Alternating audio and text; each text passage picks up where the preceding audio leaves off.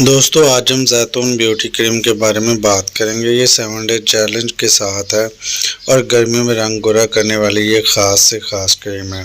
दोस्तों अगर आप लोगों के चेहरे पर एक्ने, चाइयाँ, दाग धब्बे हैं और सिर्फ एक बार लगाने से आप लोगों को फ़र्क आना शुरू हो जाएगा, क्योंकि ये नेचुरल इंग्रेडिएंट्स पर मुश्तमिल है और जैतून आप लोगों को पता है बहुत ही उम्दा चीज़ है और इसके सारे इंग्रेडिएंट्स हर्बल हैं और इसका कोई साइड इफ़ेक्ट नहीं है। तो व्यूअर्स आप लोगों को इस तरह की अगर लुक चाहिए या अपने चेहरे को इस तरीके से वाइट बनाना चाहते हैं तो आप लोग जैतून ब्यूटी क्रीम को यूज़ करें।